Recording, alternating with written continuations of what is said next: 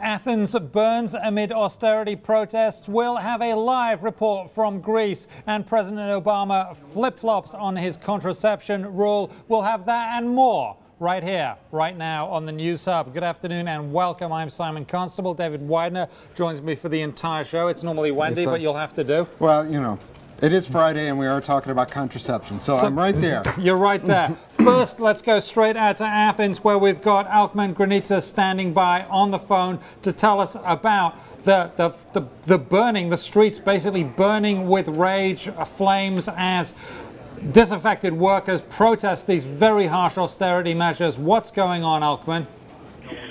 Well, today was a day pretty full of events. We did see protests on the streets of Athens and several thousands more, close to 20,000 people out on the streets. And, of course, the almost inevitable violence that's broken out at every past demonstration. But the other developments have been on the political front. We've seen 4 cabinet ministers resign today from the small junior coalition partner in the coalition government, and another minister resigned from the Socialist Party.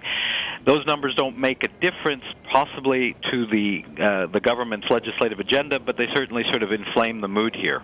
No, sorry to jump in. I've got to ask this, though. It doesn't seem an unreasonable reaction when I hear that this agreement, this austerity agreement, will slash the minimum wage in the private sector by 22%. 22%. That's correct. I mean, this is probably the most controversial thing that the so-called Troika, the IMF, the European Commission, and the ECB are asking of Greece. There's a lot of resentment about that here, not least of which because a lot of Greeks have already suffered huge cutbacks. The jobless rate in Greece is now 21%, new figures from yesterday. There's over a million Greeks unemployed.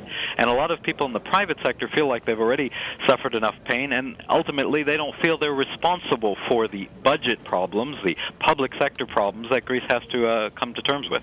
Now, on Sunday, the Grecian the Parliament will be having a vote on this package, and today's events, the resignations, the rioting in the streets, the general discontent, people talking about losing their dignity, is this going to have an effect on the vote? That and even if it doesn't assuage the vote, can Papademos keep this coalition government together?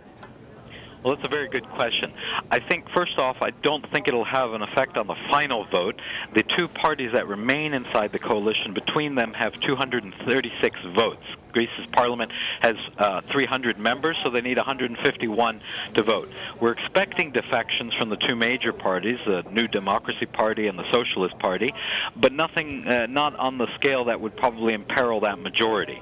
However, the mood is stark here. The mood there is a lot of unhappiness, and one of the open questions is whether or not Greece will actually be able to implement this program. We're facing elections in a few weeks' time, although the date hasn't been set yet, and one of the questions is what's going to happen after those elections.